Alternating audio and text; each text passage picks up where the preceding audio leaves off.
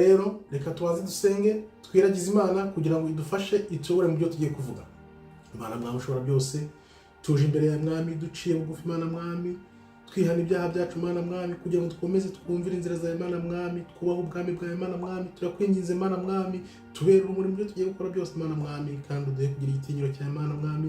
Iri jambo rya Imana mwami komeza uryandike mu mitima yacu mwami no mu bwenge bwacu Imana mwami. Tuzi neza ko ibyo tugiye gukora turi kubw'imbaraga zacu mwami, kuko tuzi neza ko imbaraga zacu zamuntu zirangira mwami, izitagiranwa zanyu zitangira iteka ryose Imana mwami. Tuyobore mu nzira za Imana mwami, udufashe kubera urumuri abawe bazimiye Imana mwami, bave mu buyobe baze mu nzira z'ukuri kuri kuzabaho Imana mwami. Turakwinginze Imana mwami ibintu byose bikorwe kubw'umwana wa Yeshua HaMashiach Kristo, atuyobore Imana mwami, akoresha umwuka wawe wera udashobora kutuyobya. Byose dusenze twizeye ba Kristo umwami wacu Yeshua HaMashiach, amen. Uyu munsi rero nk'uko mubibona tugiye gusoma mu gitabo nanditse amagambo 1000 yagufasha gusigasira ubugingo bwawe uko nakijijwe n'ukwizera.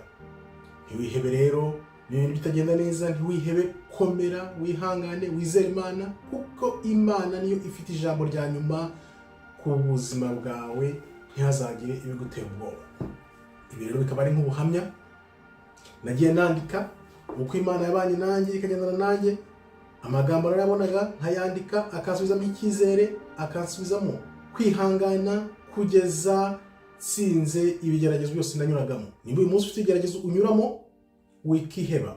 Uyu munsi rero nk'uko mubibona tukaba tutagiye gusoma mu bitabo byavanywe muri Bibiliya, tugiye gusoma ahubwo mu gitabo nahawe nanditse.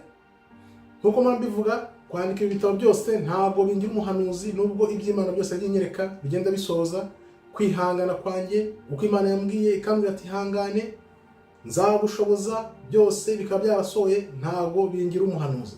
Reka twinjire muri iki gitabo rero, nzagenda mbasomera amagambo amwe n'amwe ntatatatu. Noneho nimba wari mu nzira wenda zishaka gucika intege cyangwa kwitera icyizere, bigusubizemo imbaraga, nawe uze dukora ubwami bw'umwami wacu Kristo. Byose nk'uko byanditse tukaba tuzanisha nitwihangana kuza ku munota wa nyuma. Dore rero amwe mu magambo 1000 yagufasha gusigasira ubugingo bwawe ngiye kubasangiza uyu munsi, uko nakijwe n'ukwizera, Imana ikampa agakiza nta ringakwiriye. Iyo umutima wawe usukuye, Imana izagutoza guhitamo icyiza cyangwa ikibi. Gira umutima usukuye, kuko Imana izagufasha guhitamo icyiza n'ikibi. Umugabo cyangwa umugore w'umunyabwenge bihambira ku ijambo ry'Imana, bakagira igitinyiro cy'Imana, bakunda kwizera Kristo byimbitse. Ibihe bikomeye birakomeye, biraje birakomanga, benshi bazatsindwa. Fata ubuzima bwawe mu biganza byawe, ubusobanura ukoresheje ijambo ry'Imana, none ubwawe umenye icyo ubuzima bwawe busobanuye. Imana igiye gukubura isi kubera ibizira byugarije isi. Bizaba uko mu bihe bya Nowa byari bimeze, kandi ukabyuka yewe umuntu ugisinziriye utazi ibintu biva niyo bigana. Agakiza karacyahari kandi karacyari ubuntu. Umuryango w'agakiza ntiwifunga. Amarira ntazavuga ko kuza kwa Kristo ari ikinyoma. Shakisha agakiza bigishoboka. Njya mvuga nti shaka agakiza utarapfa, kuko numara gupfa bizaba birangiye, nta kuzaba ukibonye. Wibuke ko amarira icyo gihe amwe avuga ngo kuza kwa Kristo ngo ni ibinyoma, ayo marira ntabwo azaba akivuga ko kuza kwa Kristo ari ibinyoma. Ni koko imyaka ibaye myinshi cyane, ntibibaye ejo, uyu munsi, icyumweru, umwaka se, imyaka 100, imyaka 1000, none dore imyaka 2024 irashize. Ibaze nawe, benshi bari kwiheba bitera icyizere. Nizeye ko utari umwe muri abo. Ihangane, umenye neza ko imvura iraje. Ugira ubwenge yewe muntu, gira inyurabwenge, kuko imvura iraje. Imvura itameze nk'iyo tumenyereye, imvura nk'iyo tudasanzwe tuzi. Imvura iraje, itegure, ukanguke, ujye mu nzira z'Imana. Umwami n'umukiza Kristo nagaruka azasange nawe uri muntu ureze mubera abantu bahisemo gukurikira inzira z'Imana ukuri, kugira ngo bizatugeze ku bugingo bw'iteka. Uyu munsi rero nk'uko nabibabwiye, tukaba tugiye gusoma mu gitabo amagambo 1000 yagufasha gusigasira ubugingo bwawe uko nakijwe n'ukwizera. Tukaba tutagiye kureba mu bitabo byavanywe muri Bibiliya. Bakunzi b'ukuri, maze kubona ko maze kuba benshi abantu bakunda ukuri, muze mukomeze mukunda ukuri, mukangure n'abandi, tuze twese mu kuri. Bikaba rero bitumye mfata uyu mwanya kugira ngo mbashimire byimazeyo kuba koko mutangiye kuza gukunda ukuri kandi abantu mwese mwongere uko kuri kuko n'urukundo. Ndabashimiye cyane kubw'umwihariko nkaba nshimiye umuntu witwa uzaba akiriho Damasien. Ndagushimiye cyane ibitekerezo byiza ugezaho, komeza ubishishikarize n'abandi, usangize n'abandi, maze mwese tuze mu kuri kuko ukuri niko kuzatubohora tugatsinda umwanzi Satani ushaka kutwibasira. Ndagira nti rero naje kwitegereza nsanga ko umuti w'ijambo, ukuri n'urukundo mu bantu birashoboka. Dushobora kugira urukundo tukagira ukuri, byose dukoresheje umuti witwa ijambo ry'Imana. Ijambo ry'Imana ryo rishobora kutubera umuti uzatuma tugera ku kuri, tukagira urukundo mu bantu. Birashoboka. Gihamya ni twebwe nawe, tuze hamwe dukora ukuri, dukunda ukuri, none tugusangize abandi kugira ngo nabo bave mu buyobe, bave ibuzimu, bazi umuntu. Njya nkunda kuvuga nti kunda ukuri, shaka ukuri.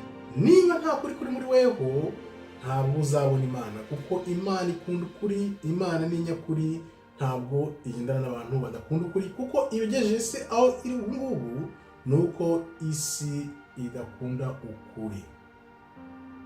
Niyo mpamvu rero reka dusome ijambo ry'Imana twifashishije hano kugira ngo turebe ko uko kuri kuko tukurikiza.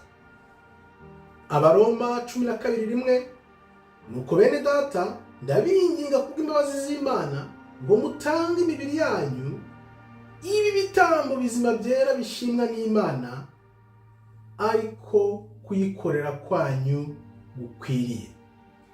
Imibiri yanyu reka ibi ibitambo bizima byera bishimwa n'Imana bibe kuyikorera kwanyu gukwiriye. Imibiri yacu ibe igikoresho cyo gukorera Imana bikwiriye, tuyitange nk'ibitambo, tuyipfusha ubusa. Turebe uko batubwira muri 12:2, kandi ntimwishushanye n'ab'iki gihe, ahubwo muhinduke rwose mugize imitima mishya. Ishyiramo ijambo ry'Imana riguhe kugira umutima mushya, kugira ngo mumenye neza ibyo Imana ishaka, ari byo byiza bishimwa kandi bitunganye rwose. Wikwishushanya, ugire umutima mushya. Kugira ngo ugire umutima mushya nuko uzasoma ijambo ry'Imana ukaryuzuzamo, nibyo bizagutera kugira umutima mushya ukora ugushaka kw'Imana. Imana rero yaguhaye umunezero muri weho imbere. Reka amashimwe y'Imana akugaragareho inyuma ku mubiri, ubera abandi urumuri. Nicyo tugomba gukora. Ibyiza Imana yadukoreye, ibidukoreye duhindurira kuvamo imbere, reka tubigaragarize inyuma, bitugaragareho mu byo dukora, dukurikiza ubuzima bw'Imana yadushatse ko tubaho, noneho bibera abandi urumuri, nabo bazi mu gakiza. Kuko wibuke, umwijima ubaho ariko nta na rimwe uzaganza urumuri. Bera urumuri rw'Imana abandi rero, ubazane mu gakiza, nabo baze dukora ugushaka kw'Imana. Iyi mirongo rero ikaba itwibutsa ko mu kuzirikana agakiza n'ubuntu twagiriwe n'Imana, reka duhamagarira abandi kuza mu nzira z'Imana kugira ngo nabo bamenye ukuri kw'Imana. Noneho nabo nibamara kukumenya, bahindura abandi, bagende bahindura abandi, tugende twese duhindura, noneho tuze hamwe mu nzira za Kristo, ariko gushimisha Imana ari byo bishimisha ko abantu bayo bari mu kuri, batari mu buyobe. Nuko rero Imana yaduhinduye imbere muri twe, ikoresha agakiza mu kuyisubiza, mu kuyishimira. Natwe tugomba kubaho ubuzima bunogeye, bubonera bose kandi bwereka bose ko koko dukunda kandi tukubaha Imana, kugira ngo abantu bose bamenye izina ryayo, bayubahe, bayitinye, bagire igitinyiro cy'Imana. Atari kuvuga ngo ni ingome, ahubwo igitinyiro cyabo kivuge kiti dore Imana koko niyo yashoje abantu. Hari igihe njya nicara nkibaza ibyabereye imbere y'inyanja itukura, abantu bakabona inyanja isatukamo kabiri bakambuka, ariko barangiza ibyo bakoze bagatera Imana umugongo. Birambabaza cyane, nkibaza ukuntu Imana ari nyebambe, nkibaza nanone ukuntu abantu biboneye n'amaso yabo ibyabaye imbere y'inyanja itukura, ariko bakarenga bakagomera Imana. Ibyo bintu rero bijye bitwibutsa, bituma iteka igihe tugiye gucumura turebe inyuma, tuvuge tuti Imana, ahantu wadukuyeho twari turi twarahabonye, tugira ikihomwe, tugume mu nzira zawe, ijambo ryawe turyizirikeho kugira ngo Mana Mwami tuzarebe ko tuzabona ubwiza bwawe. Komera rero ku ijambo ry'Imana, ushishikariza abandi, ubeho ubuzima buboneye kugira ngo nawe ubere abandi benshi urumuri. Niyo mpamvu turi hano. Ujya wibaza impamvu uri hano se ku isi? Ugomba kubera abandi urumuri, kandi nanone ukagomba gusoza umugambi wa nyuma w'Imana nyuma y'ubuzima, kuko nituba muri uyu buzima hari ubundi buzima buzakurikira. Ubwo buzima tuzabwisangamo gute? Ese uzaba warakoze gushaka kw'Imana, cyangwa se ahubwo uzasanga waratatiye Imana? Witatira Imana rero, ngwino mu kuri, dushakishe ukuri, dukunde ukuri, dusangize abandi ukuri, kugira ngo ukuri kuzabohore benshi baboshywe n'ingoma n'ingoyi y'ikinyoma. Nibyo koko iyi si turiho irarambiwe kandi irarushye, n'abayiriho bose nuko kubera ko yangijwe. Ariko rero ndagusabye muntu wikwitera icyizere, komera ku ijambo ry'Imana, ku rukundo rw'Imana, kuko uramutse witereye icyizere niryo kosa rikomeye wakoze ry'ubuzima bwawe, kandi wazabyicuza iteka. Wikwitera icyizere rero, isubizemo kwihangana, kwizera, kuko Imana izagufasha. Dore umuti rero, dore ibanga ni iri: icyo giti cyawe wateye biragaragarira amaso neza ko kigiye kurumba, kigiye kuma, kiri kurumba, kigiye kuma, ariko ihangane, wigitema nonaha. Icyo giti cyawe wateye wigitema nonaha. Ihangane, ugihe undi mwaka umwe, icyo giti gihe undi mwaka umwe, ukivomere. Numara kukivomera, nzi neza ko nyuma y'umwaka icyo giti cyawe kizatoha, kikera imbuto. Noneho wasubiza amaso inyuma, wareba ukavuga uti ibi byose nabishobojwe no kwizera, uko nakijijwe no kwihangana no kwizera Imana. Icyo giti cyawe rero ni wewe ubwawe. Niba ushaka kwitera icyizere, tegereza gato, ushaka ijambo ry'Imana, wiha umwaka umwe. Nzi neza ko niwiha umwaka umwe ugasoma ijambo ry'Imana, ushyizeho umutima wawe, ubwenge bwawe, imbaraga zawe, n'igihamya, narabikoze birakunda, umwaka umwe nasomye ijambo rirambohora, abandi imbere yawe ngubuhamya.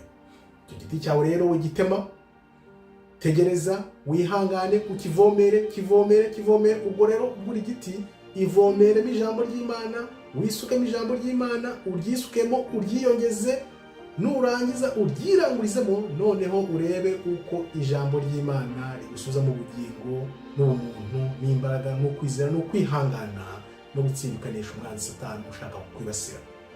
Dusome rero muri Luka 13:6. Kandi abacira uyu mugani, uwo ni Kristo wabaciraga uyu mugani, ati: hariho umuntu wateye umutini mu ruzabibu rwe, bukeye araza awushakaho imbuto arazibura. Umuntu yateye umuzabibu we, umutina utera mu muzabibu, bukeye araza awushakaho imbuto arazibura. Icya giti nakubwiye rero, wihangane, reka turebe ko byagenze. Muri Luka 13:7 abwira umuhinzi ati: dore none uyu mwaka ni uwa gatatu nza gushaka imbuto kuri uyu mutini sinzibone. Uwuce, urakomeza kunyunyuriza iki ubutaka? Urumva? Uwo mutini uca uvaneho, wikomeza no kunyunyuriza ubutaka, kuko ntacyo umaze, uri kuma, uri kurumba. Dukomeze twumve uko byagenze. Noneho muri Luka 13:8-9 nawe aramusubiza ati: databuja, ureke uyu mwaka nawo mwuhire, mwe n'ifumbire, ahari nyuma wakwera imbuto. Cyakora nutera uzawuca. Nawe rero wikwitera icyizere, ivomere nk'uko nakubwiye, witeremo ibyiringiro, noneho ifumbire, wivomerere, byose ubikoreshe ijambo ry'Imana. Noneho uvuga uti wizere, singuci nonaha, kuko byanze bikunze nyuma y'umwaka ushobora kuzera imbuto. Nyuma y'umwaka usoma ijambo, hari video nakoze yerekana uko wasoma Bibiliya neza. Uyishake, usome ijambo ry'Imana umwaka umwe, nubona nta kintu kiguhindutseho kiganisha inzira z'Imana, uzamfate ko ndi umunyabinyoma, cyangwa se uzaza umbwire ati dore byanze, tuzagushaka izindi nzira noneho zizagufasha. uyu mugani rero uratugaragariza ukwitonda, ukwizera n'ukwihangana. Bigutera umwete n'ishema ryo kwizera.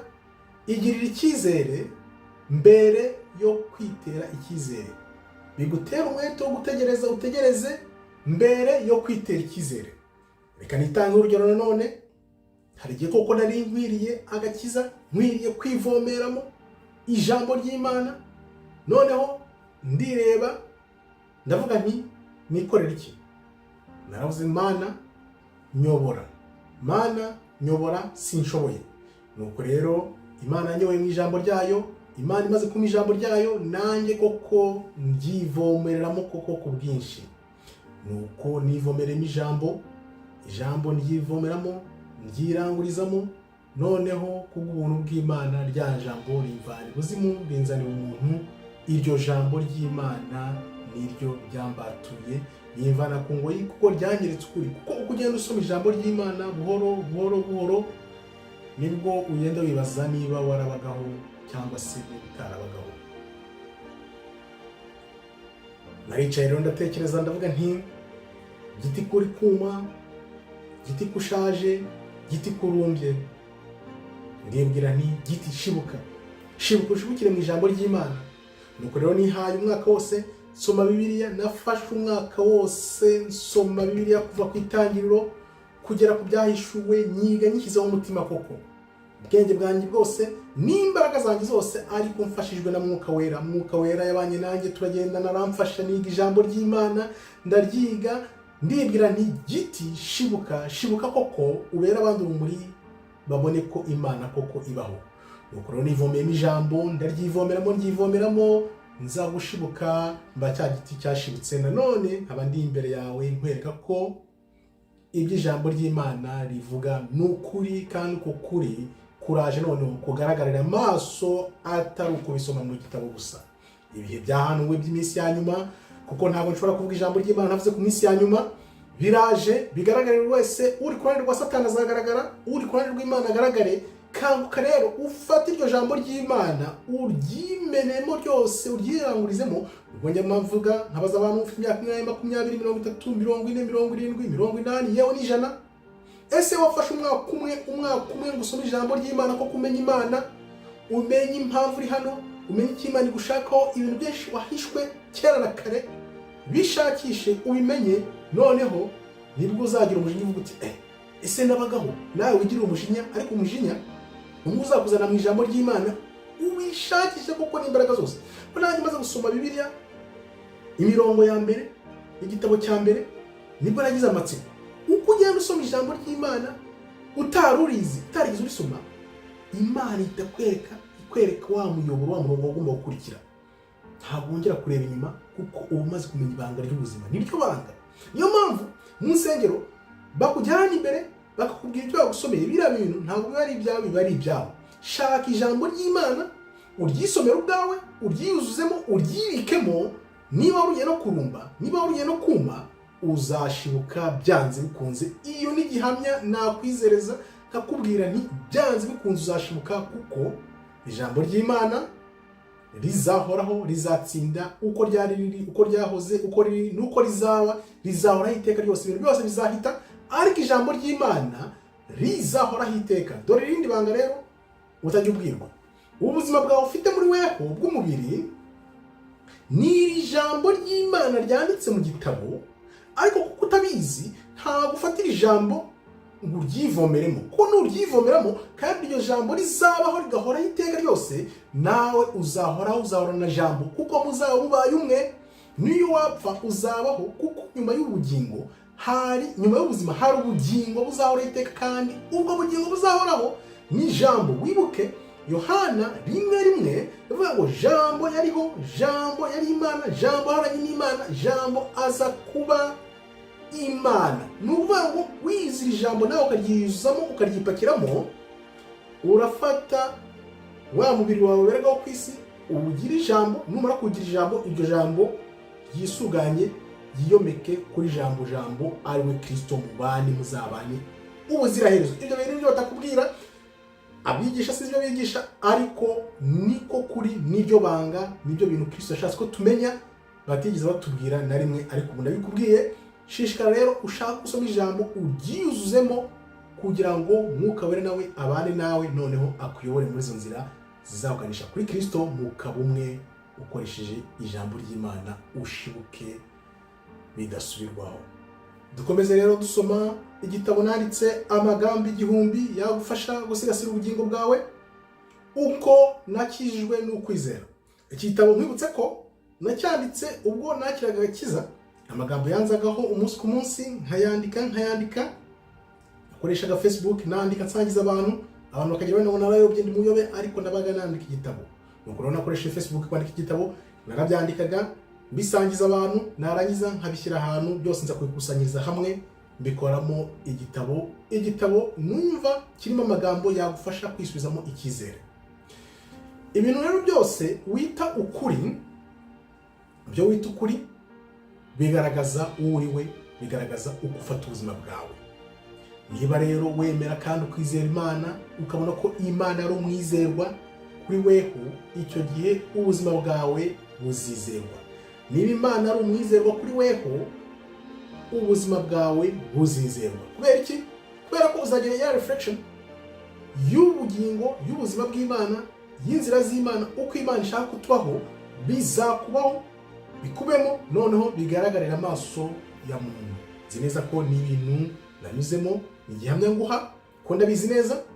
Iyo uyijuje mu ijambo ry'Imana, ukizuza mu ijambo ry'Imana, ukemera Imana ikaba umwizerwa kuri weho ku bwa Kristo, byanze bikunze ubuzima bwawe buba ubwizerwa nabwo, kubera ko biba bikorewe muri Kristo. Ni Kristo bikorerwamo kugira ngo noneho uhindukire nawe ube umwizerwa kubera ko wizeye Kristo. Dusome rero Abakorinto ba 2:5-17. Umuntu wese iyo ari muri Kristo aba ari icyaremwe gishya. Niba uri muri Kristo, ukiyemeza kujya muri Kristo, uzaba icyaremwe gishya. Ibya kera biba bishize, biba bigiye. Ubuzima nari mbayemo ndabuzi, uko nahindutse, Imana yampinduye nabyo ndabizi.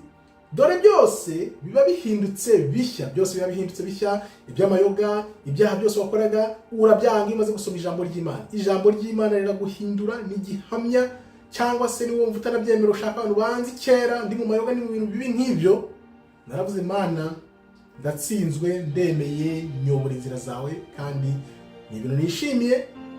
Ubuzima bwanjye bwarahindutse pe, burahinduka pe, mba ikiremwa gishya. Hari n'indirimbo nabikozemo, uze kuyireba indirimbo y'agakiza kanjye, ujye muhango yirebe, byerekana neza ko koko iki jambo ry'Imana rivuga ari ukuri nyakuri. Reka dukomeze rero turebe Abakorinto ba 2:5-18. Ariko ibyo byose bituruka ku Mana yiyunze natwe. Byose bituruka ku Mana yiyunze natwe ku bwa Kristo. Kristo niwe byose bikorerwamo. Ya Mana yavuze iti, abantu reka baye Kristo. Kristo araza ariyemeza aravuga ati, ndaje kugira ngo mbunge n'Imana. Byose bikorwa muri Kristo, ikaduha umurimo wo kwiyunga n'abandi. So umurimo wacu, icyo tugomba gukora, tugomba kubera Imana urumuri, tukunga abandi bantu n'Imana. Niwo murimo wacu, kunga abandi bantu n'Imana, atari ibya 10, atari iby'isi, amamodoka, amazu. Urabibona? Nuvuga ko mu nsengero ntabwo bakora gushaka kw'Imana, uko nabivuga. Niba batabwira abantu tuje kugira ngo mwiyunge n'Imana, kwiyunga n'Imana nicyo kintu tugomba gukorera abantu, kugira ngo tubasangirize ijambo cyatubayeho, ko twabisohotsemo, icyadushoboje, uko Kristo yatwunze n'Imana, natwe nano tukaba dufite umurimo wo kunga Imana n'abo bantu bose tugomba kubera urumuri. Niryo banga, niyo gahunda, niyo mpamvu turi hano. Imana idugirira ubuntu kugira ngo tuyunge abantu bandi bayobye bari mu buyobe, tubabere urumuri, tubunge n'Imana. Iyo mirongo rero iratwereka impinduka ziba mu buzima bwa muntu iyo wemeye Imana ikakubera ukuri mu buzima bwawe. Iyo wakiriye Kristo, ukemera kwakira Kristo nk'umukiza, nk'umwami n'umukiza wawe, ibyo biguhindura ubuzima, ukagira ubuzima bushya, ukareka kuba ubuzima bwa kera bubi, ukabureka ukaba mu buzima bw'ukuri, ukuri kw'Imana.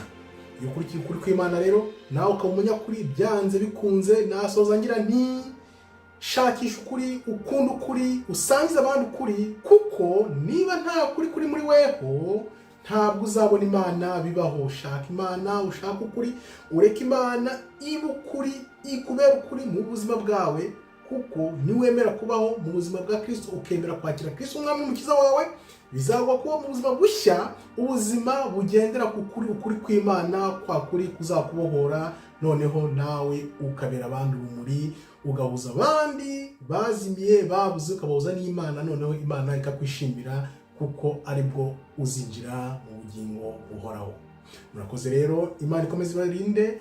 Jeremy Muhirwa, mugaruke musangize abandi, mwiyandikishe ku ijambo ry'umwimerere. Iri ni ijambo ry'umwimerere. Imana ikomeze ibarinde, kandi mukuru gushaka kw'Imana, mu banyakuri, mukunda ukuri, mugira urukundo, kuko umuti w'ijambo urashoboka. Agakiza karacyahari, umuryango w'agakiza uracyafunguye. Gafate inzira zigendwa, kuko uwo muryango numara gufungwa ntabwo bizaba gishobotse. Ndababwiza ukuri ko hari igihe kizagera abantu bakifuza gushaka Imana, gusoma ijambo ry'Imana mu munsi umwe, ariko ntizaba bishobotse. Igihe ni iki rero, fatira aha usome ijambo ry'Imana, ushakishe agakiza, ushaka Imana, umunyakuri, ugira urukundo mu bantu, ubasangize ijambo ry'Imana, ubazane ku Mana, Imana nawe ikwishimire. Murakoze rero, Imana ikomeze ibarinde. Shalom, shalom, shalom.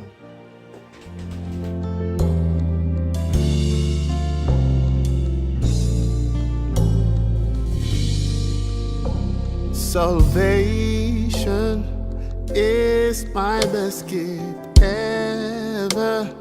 You're the tree of life. I was lost, now I am found.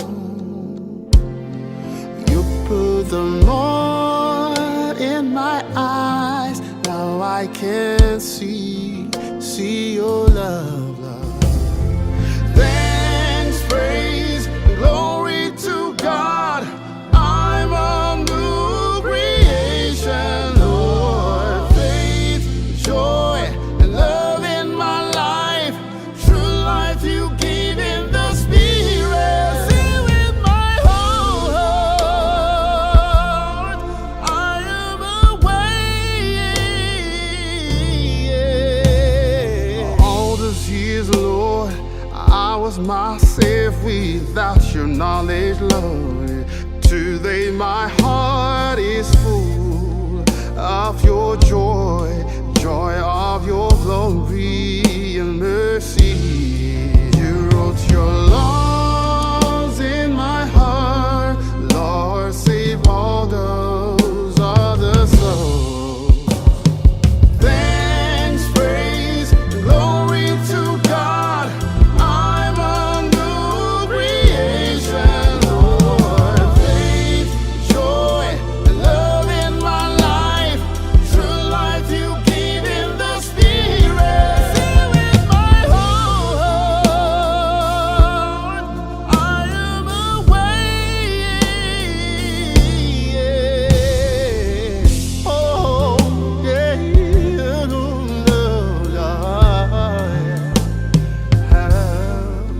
Lord, I saw your hand I recognize.